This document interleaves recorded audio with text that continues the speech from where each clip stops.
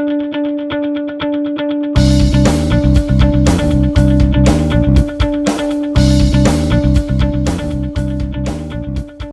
hari ini meneruskan siri pertemuan dengan NGO.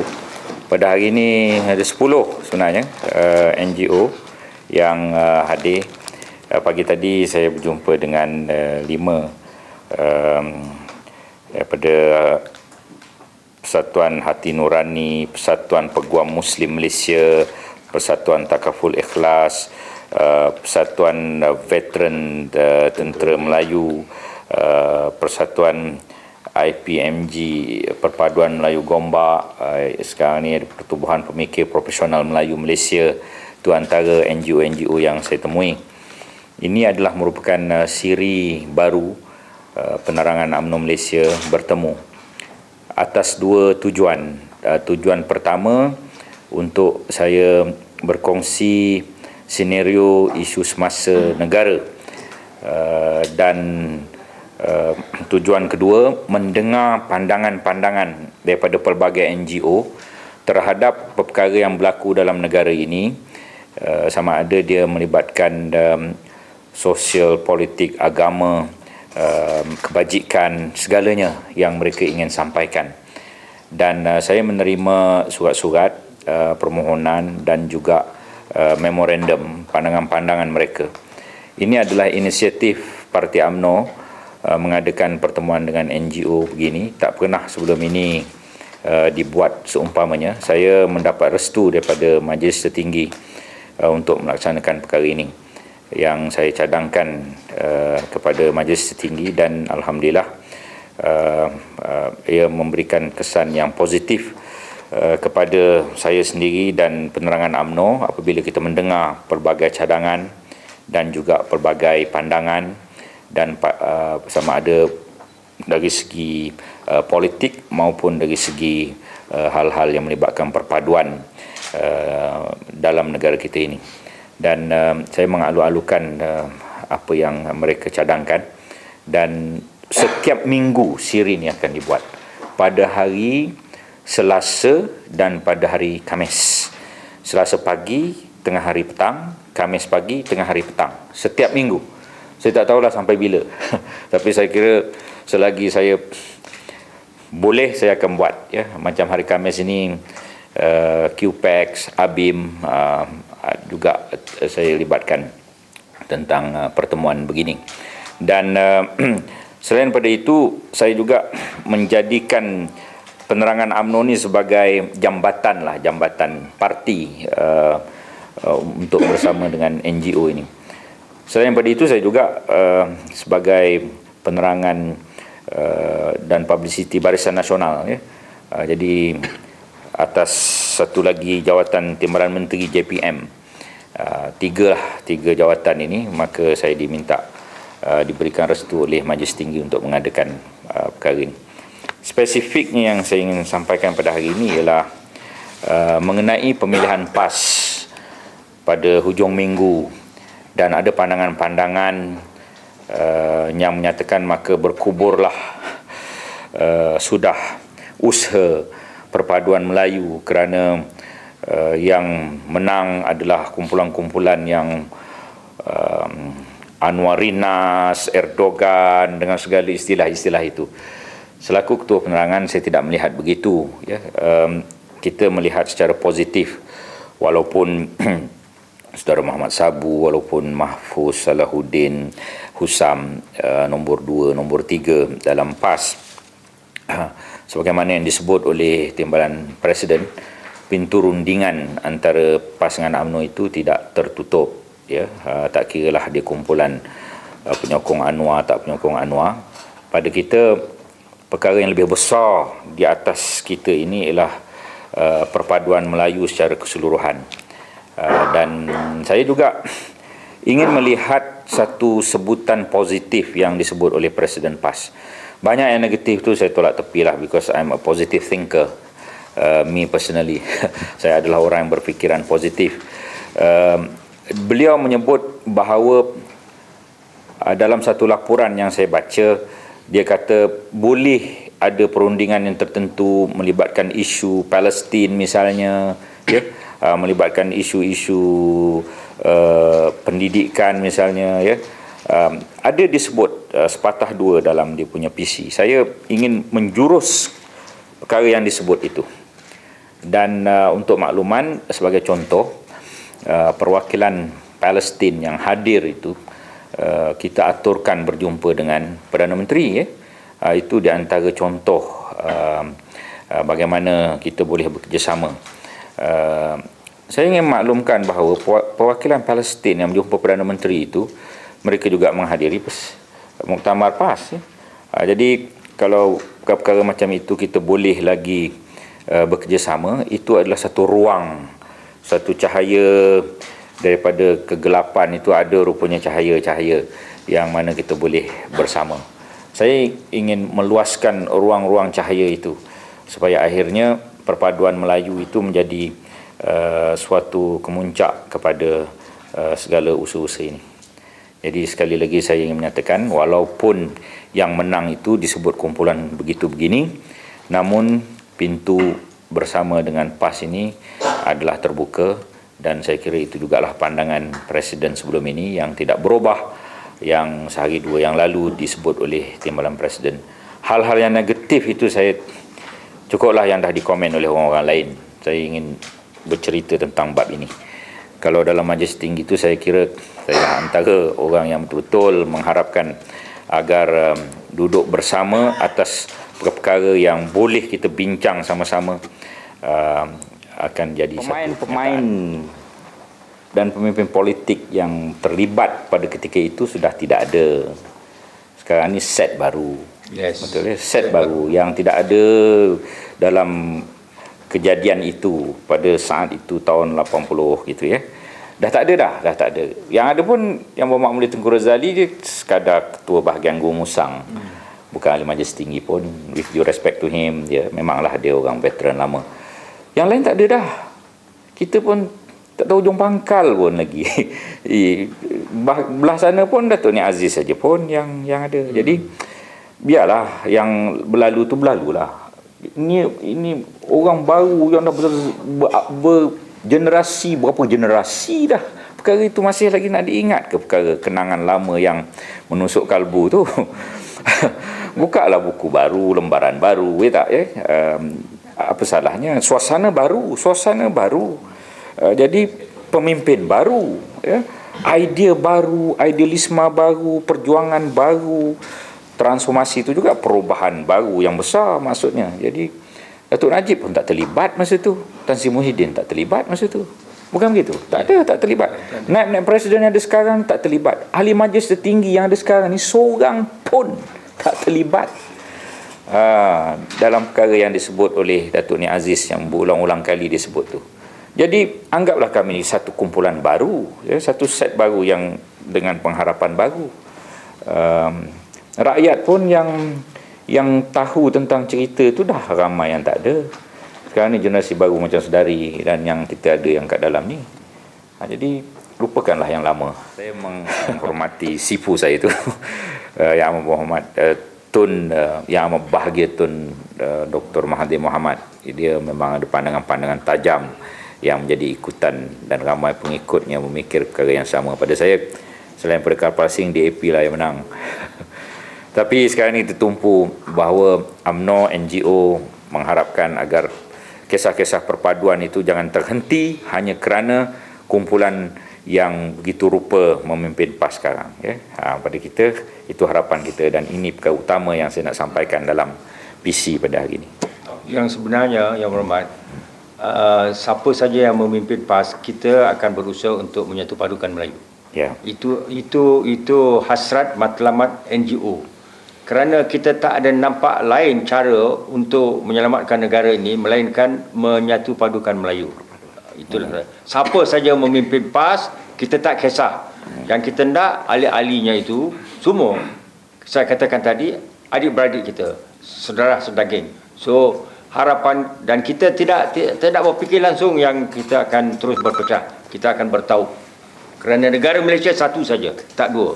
Dan kita akan jumpa mereka supaya mereka mau berunding dan berbincang. Itu satu tawaran daripada NGO, mereka akan Pemikir Profesional Melayu berjumpa dengan PAS. Kita dah jumpa, dah dua tiga kali jumpa, dah jumpa. Akan teruskan perjumpaan. Akan teruskan. Kaum tu itu satu lagi saya nak maklumkan. Kita dah mulakan satu kumpulan Cina minggu sudah, dan saya ada satu pegawai yang betul-betul jaga NGO berbagai kaum ni, dia duk mengatur menjemput. Jadi jangan hanya fikir orang Melayu je yang kita jemput Itu satu lagi, dia ada cadangan tertentu. Presiden Hati Nurani ada,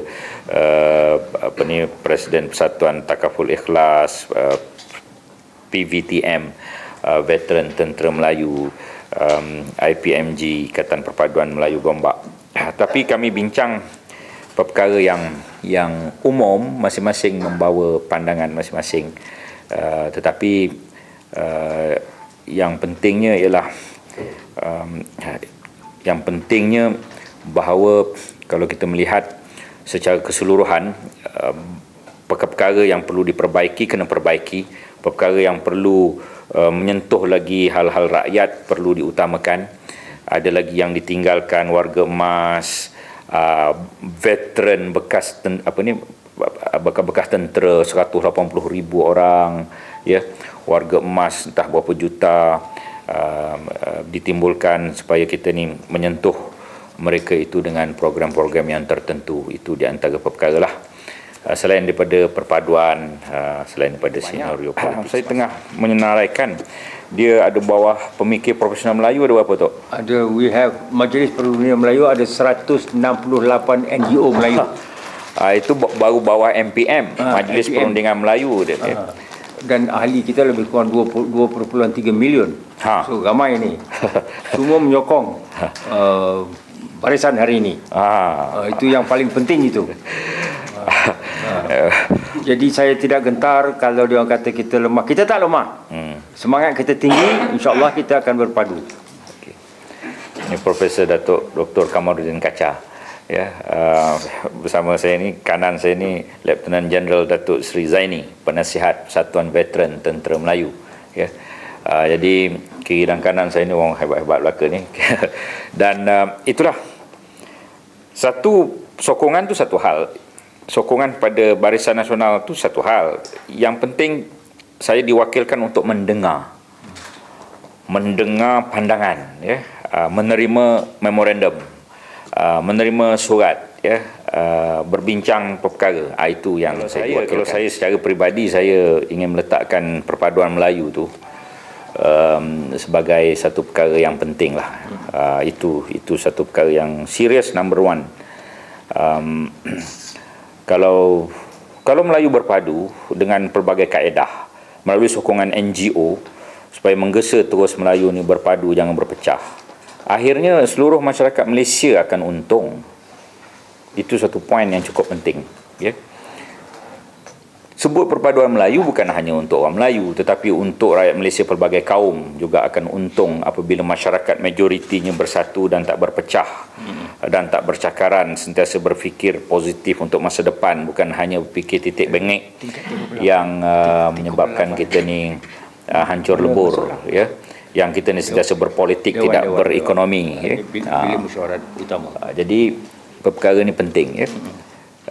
Apabila kita ni kurang berpolitik tapi lebih berekonomi, negaranya secara keseluruhan akan maju. 9 tahun aja lagi kita ni nak maju, bukan begitu? 2020 9 tahun lagi.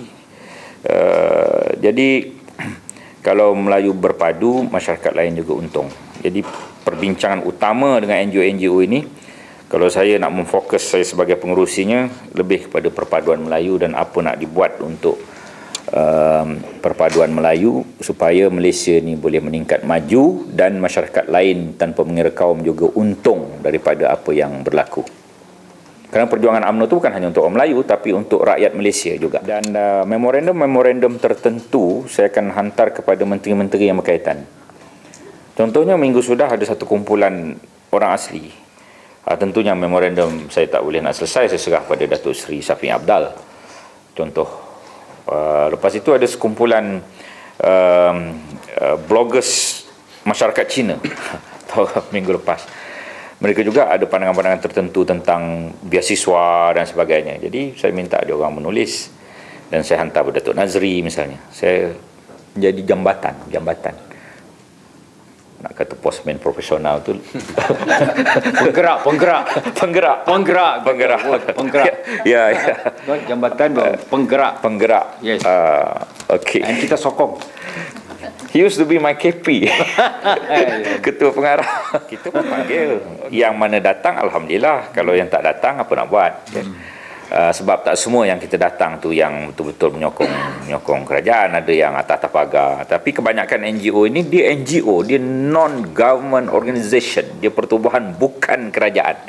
Kalau alhamdulillah nak menyokong kerajaan, wah, kita kecil tapak tangan, Stadium Merdeka kita tadah ya. Begitu. Tetapi NGO is still NGO, non-government organisation, pertubuhan bukan kerajaan. Kalau mereka nak menyokong kerajaan, thank you. Alhamdulillah, syukur. Ini sebahagian pada usaha kita lah, usaha untuk mendekati pelbagai golongan. Dan saya melihat ada ruang untuk penerangan berjumpa dengan NGO sebab tak ada orang jumpa. Jadi saya mengambil inisiatif untuk buat. Dia maklum ada satu pertemuan dengan Yang di-Pertuan Agong ya. PM, TPM ada, Datuk Seri Hadi ada, Tok Nik Aziz ada, Pak Lah ada. Perkara tu dah semua orang tahu. Saya kira usaha-usaha begitu patut diteruskan. Pandangan-pandangan manusia boleh berubah ya. Kita apabila kita cap seseorang tu begitu, tidak selamanya dia begitu. Mungkin mak sabu baik ya, saya tak tahulah. Dan positif, think positif. Bagaimana TPM sebut, kita ya terbuka. Kalau mereka tak nak bersama, tak apa. Kalau mereka nak berbincang, silakan. Berarti pintu terbuka. Jangan tutup pintu. Untuk mentang Mak Sabu menang, tutup pintu. Itu tidak. Itu bukan polisi UMNO, bukan style UMNO begitu. Kita memandang PAS itu adik-beradik. Ya. Kita memandang PAS itu, mudah-mudahan insya-Allah kita akan berpadu. Ya. Kerjasama. Itu yang kita hendakkan. Sebab kata yang berhormat tadi, kalau Melayu itu berpecah, negara semua rugi. Termasuk bukan Melayu pun rugi. Ya, kalau Melayu berpadu, semua kaum akan dapat keuntungan dan negara akan lebih maju. Jadi kita mesti memikirkan masa depan yang cerah. Jadi harapan kita belum putus lagi. Mereka insya-Allah akan berpaut dengan kita. Ini harapan NGO itu. Ya, betul. Harapan NGO itu ahli UMNO dan ahli PAS akan berfikiran satu jurus untuk memajukan negara. Kita tak ada rasa negatif, kita tidak ada rasa apa. Kita hanya berusaha untuk menyatupadukan. Itulah dia. Dan NGO hari ini memang itulah hasrat kita. Kami Persatuan Veteran Tentera Melayu, tetapi pandangan yang diutarakan tadi menjurus kepada hal-hal keselamatan seperti yang dikatakan oleh Yang Berhormat, di mana kami risaukan kalau tidak dijaga dan tidak dipentingkan, khususnya mereka yang telah berkhidmat buat negara.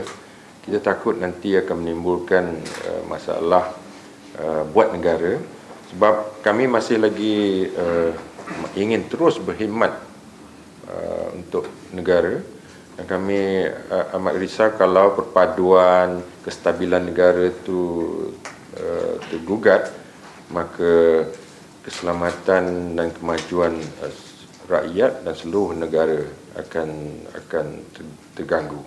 Dan kita tidak akan mencapai matlamat yang kita idamkan. Untuk menyelamatkan negara. Kita nakkan perpaduan dan kestabilan politik. Alhamdulillah. Dua jenis.